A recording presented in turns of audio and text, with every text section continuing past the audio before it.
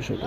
আমরা এসেছি Tripura commission for protection of child রাইটসের পক্ষ থেকে। আমি চেয়ারপারসন জয়ন্তী দেববর্মা এবং আমার সঙ্গে মেম্বার আছেন। মেম্বাররা হলো চামেলি সাহা এবং জুমা বিশ্বাস। আমরা গতকালকে একটা নিউজের মাধ্যমে খবর পেয়েছি ধর্মনগর অবজারভেশন হোমের থেকে একটা বাচ্চা এখানে খুবই অসুস্থ, বাচ্চাটা হাঁটাচলা করতে পারছে না, একদম বিছনাতে। তো সেরকম খবর পাওয়ার সঙ্গে সঙ্গে আমরা তদন্তের খাতিরে এখানে এসে দেখলাম বাচ্চাটার সাথেও কথা হয়েছে এবং বাবার সাথেও কথা হয়েছে। বাচ্চাটা চুরির কেসে ধরা পড়েছে এবং সেটা ধর্মনগর কোর্টেই ওর বিচার প্রক্রিয়া চলছে, জুভেনাইল কোর্টে।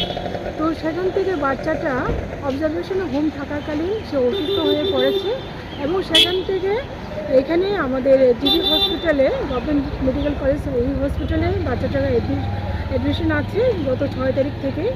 এবং বাচ্চাটার সাথে আমরা কথা বলেছি এবং ডাক্তারের সাথে কথা বলে আমরা জানতে পেরেছি বাচ্চাটার যে রূপ হয়েছে সেটা লাখে একজনের হয় এবং ওর কোর্স চলছে, ওষুধপত্র দেওয়া হচ্ছে গভর্নমেন্টের তরফ থেকে এবং সমস্ত রকম সুযোগ সুবিধা ওকে যা কিছু লাগে সব কিছু দেওয়া হচ্ছে।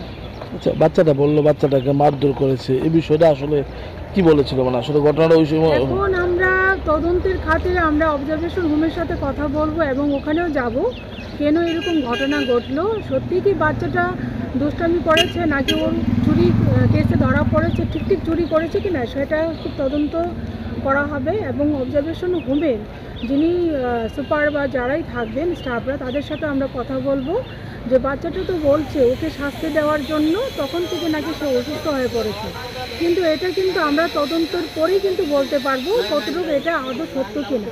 বাচ্চাটা বয়স কিরকম? 14+। তো মানে ডাক্তারবাবুর সাথে কথা হয়েছে, কতদিন লাগবে অসুস্থ হতে কিছু এখনো ঠিক বলা যাচ্ছে না কতদিন লাগবে, কিন্তু একটা কোর্স চলছে ওষুধের, তো সেটা 5 দিনের কোর্স, সেটা দেওয়ার পরে আজকে দ্বিতীয় দিন ওষুধটা দেওয়ার পরে, তো 5 দিনের পরে আবার জানা যাবে যে বাচ্চাটা কীরকম আছে বা হাঁটাচলা করতে পারবে কিনা বা করতে পারছে কিনা, সেটা 5 দিনের পরেই জানা যাবে। ওষুধপত্র কি সঠিকভাবে পাচ্ছে বলে মানে যা মনে হচ্ছে বা জিজ্ঞাসাবাদ করছে? ওষুধপত্র সব কিছু সঠিকভাবে পাচ্ছে, আমরা বাচ্চাটার বাবার সাথে কথা বলেছি। ঠিক আছে।